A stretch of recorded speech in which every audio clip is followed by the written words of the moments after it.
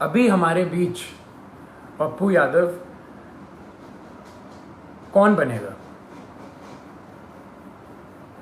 कहाँ से लाएंगे हम दूसरा? हम उन्हें अकेला इस टाइम पे नहीं छोड़ सकते। मैं बेटा हूँ इसलिए ये सारी बातें कर रहा हूँ, नहीं। अगर मैं सिर्फ एक बेटे की तरह सोचता तो शायद मैं उनको ज़बरदस्ती बहुत पहले घर बुला चुका होता, पर मैं एक नागरिक की तरह सोचूं तो बहुत बुरा लग रहा है। जो आदमी रात दिन एक करके सिर्फ दूसरों के लिए जिए और उसके साथ ऐसा अन्याय हो, ये बिल्कुल मंजूर नहीं है, ना हम लोगों को मंजूर करना चाहिए। मैं पहली बार आया हूँ आप सबके सामने और ये बिल्कुल भी एक्सेप्ट करने वाली चीज़ नहीं है जो हुआ है मेरे पिता के साथ। कल से हुए जा रहा है और अभी भी हो रहा है। बाढ़ का पानी हो, बाढ़ के पानी में चलना हो, या इस महामारी के टाइम पे हॉस्पिटल जाना हो, या भीड़ में जाना हो, या मुर्दा घर जाना हो, तो सिर्फ पप्पू यादव ही जाएगा। और जेल जाना हो तो सिर्फ मेरे पिता पप्पू यादव ही जाएंगे। ऐसा क्यों? ऐसा मैं समझ नहीं रहा हूँ, ऐसा हो क्यों रहा है? ऐसा होता क्यों है? हमेशा एक आदमी जब दूसरों के लिए जिए जा रहा है 2400 घंटे, तो जब उसको ज़रूरत पड़ती है तो वो हमेशा अकेला कैसे पड़ जाता है? हमेशा उसकी आंखों में आंसू रहते हैं हर एक काम करने के बाद। हम अकेले पड़ जाते हैं, उसका पूरा परिवार अकेले पड़ जाता है। हम क्यों अकेले रह जाते हैं जब वो व्यक्ति रात दिन बस दूसरों के लिए जीता है? तो दूसरे क्यों नहीं खड़े हो सकते उसके लिए? क्यों नहीं आवाज निकाल सकते? क्यों नहीं हम अगर एक पप्पू यादव बिहार के लिए इतना कर सकता है, तो सोचिए 2 पप्पू यादव या 10 पप्पू यादव या 1 लाख पप्पू यादव कितना करेंगे। मैं कहूँगा मेरे पिता का नाम सिर्फ एक नाम नहीं है, वो सिर्फ एक व्यक्ति नहीं है, वो एक जुनून है। वो जुनून हर एक के अंदर रहता है। मेरे अंदर भी है, मेरी बहन के अंदर भी है, मेरे भाई के अंदर भी है, और आप सब के अंदर है।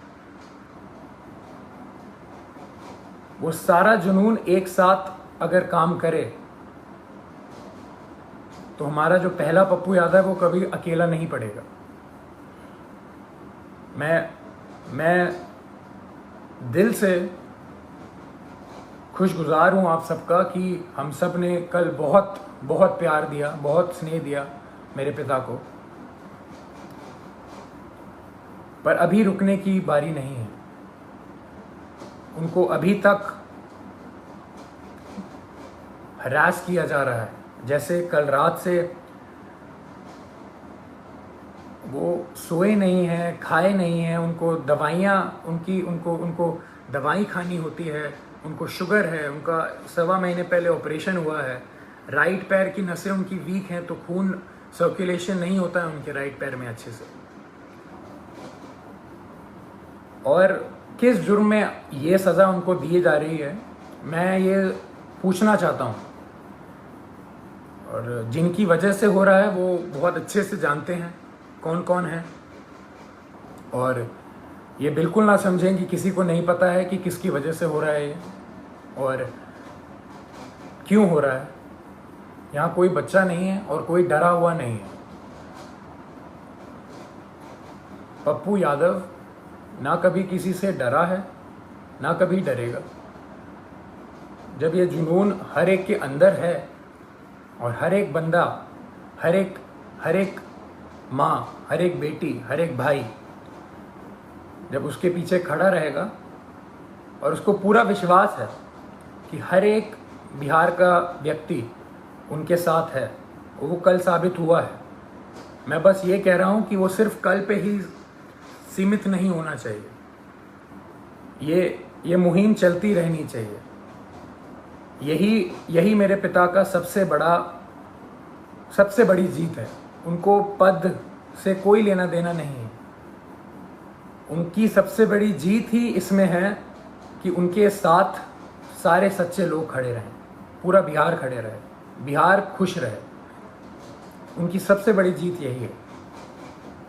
तो जब हम सब में ये जुनून है तो हम सब मिलके इस मुहिम को, इस भ्रष्टाचार के खिलाफ जो हमने मुहिम छेड़ी है, जो ये भ्रष्टाचार मेरे पिता के खिलाफ हो रहा है, जिस जुर्म में जो कोई नहीं बता सकता, जो कोई बता ही नहीं सकता कि जुर्म है क्या, मैं चाहूँगा हम सब एक साथ मिलके इस भ्रष्टाचार के खिलाफ जो मुहिम मेरे पिता ने छेड़ी है,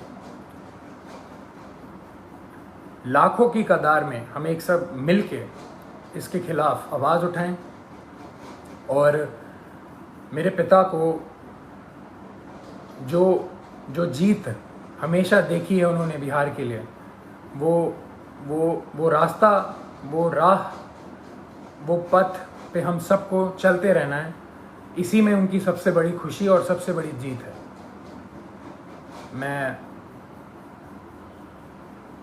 मैं बहुत खुश नसीब महसूस करता हूँ कि मैं अभी यहाँ बैठ के आपके सामने ये सब बोल पा रहा हूँ। ये मेरे पिता का संघर्ष ही है जो इतना प्रेम उन्हें मिलता है, और उनके नाम की वजह से मैं यहाँ पे बैठा हूँ तो आप सबके बीच में मेरी आवाज़ जा पा रही है। उनके संघर्ष को हम सबको मिलके उसकी आग को उठा के ही रखना है, बुझने नहीं देना है।